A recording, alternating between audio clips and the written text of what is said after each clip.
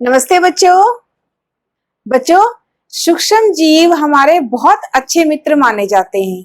तो इसी कड़ी में आज हम पढ़ेंगे नाइट्रोजन स्थिरीकरण के बारे में। क्या है नाइट्रोजन स्थिरीकरण और किस प्रकार से सूक्ष्म जीव जो है इसमें हमारी सहायता करते हैं। तो आइए जानते हैं इसके बारे में। बच्चों, आपको पता है कि वायु का एक प्रमुख संघटक है नाइट्रोजन गैस। लगभग 78% नाइट्रोजन वायु में होती है। और आपको बता दूं, आपको ये सुनकर ये जानकर हैरानी होगी कि नाइट्रोजन की ये प्रतिशतता, ये परसेंटेज लगभग स्थिर रहती है। यानी 78% नाइट्रोजन जो हवा में होती है, लगभग ये मात्रा इतनी ही होती है। कैसे, हम इसके बारे में जानेंगे आज। बच्चों, नाइट्रोजन स्थिरीकरण का अर्थ क्या है? जो दलहन के पौधे होते हैं हमारे, देखिए आप इस चित्र में देखिए, स्क्रीन पर आपको नजर आ रहा है, एक दलहन का पौधा है, ये उसकी जड़ है, दलहन के पौधे की जड़। दलहन के पौधे कौन से होते हैं? जो फलीदार, लेग्यूम जिसको हम बोलते हैं, जो फलीदार पौधे होते हैं ना, जैसे कि मटर, चना और हमारी दालें, मूंग है जैसे। तो इस प्रकार के जो पौधे होते हैं उनकी जड़ों में आप देख रहे हो, देखिए कि इनकी जड़ों में गांठें हैं और इन गांठों के अंदर सूक्ष्म जीव हैं।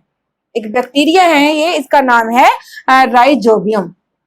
राइजोबियम जो सूक्ष्म जीव है, ये इन गांठों के अंदर रहते हैं और ये क्या करते हैं?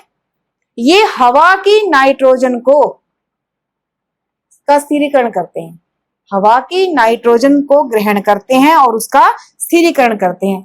बच्चों, पौधा जो है वो हवा से डायरेक्ट सीधे रूप में नाइट्रोजन नहीं ले सकता, उसके लिए सूक्ष्म जीव सहायता करते हैं। सूक्ष्म जीव हवा की नाइट्रोजन को उसके यौगिकों में बदलते हैं, मिट्टी में, और पौधा जो है मिट्टी से अपने जड़ तंत्र के द्वारा, यानी कि जब हम पौधे को पानी देते हैं तो ये नाइट्रोजन के यौगिक उस पानी में घुल जाते हैं और पौधा जो है वो उसको ग्रहण कर लेता है। उसके बाद पौधा क्या करता है? इन नाइट्रोजन के यौगिकों को प्रोटीन और अन्य इस प्रकार के पदार्थों का संश्लेषण करने में प्रयोग करता है। और हम या अन्य जो भी जंतु इस प्रकार के पौधों को या उनके उत्पाद को, जैसे हम दालें खाते हैं, मटर खाते हैं, चना खाते हैं, तो उससे हम उस प्रोटीन को प्राप्त कर लेते हैं। अब बात करते हैं कि वायुमंडल में मैंने जो आपको बताया था कि नाइट्रोजन की ये जो मात्रा है ये स्थिर कैसे रहती है, ये हमें पता चलेगा नाइट्रोजन चक्र से। अभी हमने जो पढ़ा था वो पढ़ा था नाइट्रोजन स्थिरीकरण, जो राइजोबियम नामक सूक्ष्म जीवों की सहायता से होता है। यहाँ पर साथ ही साथ मैं आपको बता दूं कि नीले हरे शैवाल भी मिट्टी में होते हैं, ये भी नाइट्रोजन स्थिरीकरण करते हैं और इस प्रकार से ये भी मिट्टी की उर्वरता को बढ़ाने में सहायक हैं। बच्चों, ये जो सूक्ष्म जीव जड़ों में होते हैं, ये सहजीविता, ये देखिए आप, सहजीविता संबंध का बहुत बढ़िया उदाहरण माने जाते हैं। अब सहजीविता क्या है कि सूक्ष्म जीवों को वहां रहने की जगह मिलती है, पोषण मिलता है और बदले में वो पौधे को क्या देते हैं? वो बदले में पौधे को नाइट्रोजन के यौगिक देते हैं, नाइट्रोजन क्या स्थिरीकरण करते हैं। तो इस प्रकार से पौधा और सूक्ष्म जीव परस्पर एक दूसरे के लिए कार्य करते हैं। तो ये सहजीविता संबंध है बच्चों। अभी जैसे मैं पहले बात कर रही थी कि ये जानने का आइए प्रयत्न करते हैं कि किस प्रकार से वायुमंडल में नाइट्रोजन की जो मात्रा है वो लगभग स्थिर रहती है। नाइट्रोजन चक्र से हम इसके बारे में जानेंगे।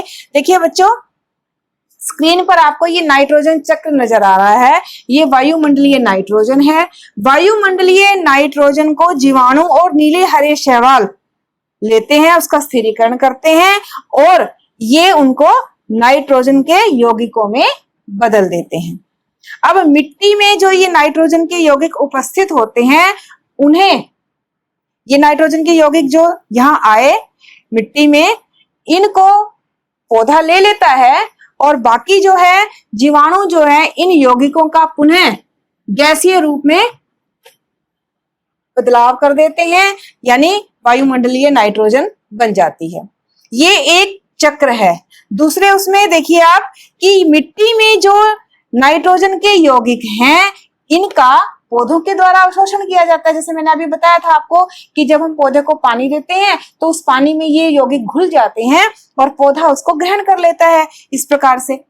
और उन पौधे के उत्पादों को जंतु जो है वो खाते हैं भोजन के रूप में, और वहां से जब वो जंतु उत्सर्जन क्रिया करते हैं, यानी अपनी बॉडी में बनने वाले अपशिष्ट पदार्थों को निकालते हैं, उत्सर्जन करते हैं, या जब जीवों की मृत्यु हो जाती है और उनसे जो अपशिष्ट उत्पन्न होते हैं वो भी कहाँ आ जाते हैं, फिर से मिट्टी में आ जाते हैं। अब यहाँ इस मिट्टी से इन नाइट्रोजन के यौगिकों को जो सूक्ष्म जीव हैं वो पुनः वायुमंडलीय नाइट्रोजन में परिवर्तित कर देते हैं। इस प्रकार से ये नाइट्रोजन का चक्र चलता रहता है, यानी नाइट्रोजन जितने वायुमंडल से सूक्ष्म जीवों ने ली वो पुनः सूक्ष्म जीवों के द्वारा ही वायुमंडल में आ जाती है, और इस प्रकार से इसकी मात्रा लगभग स्थिर रहती है। तो बच्चों, आज हमने पढ़ा कि नाइट्रोजन स्थिरीकरण क्या है और सूक्ष्म जीव हमारे इसमें कैसे सहायता करते हैं, और नाइट्रोजन साइकिल के द्वारा, नाइट्रोजन चक्र के द्वारा किस प्रकार से वायुमंडल में नाइट्रोजन गैस की मात्रा लगभग स्थिर रहती है। आज के लिए बस इतना ही। Thank you.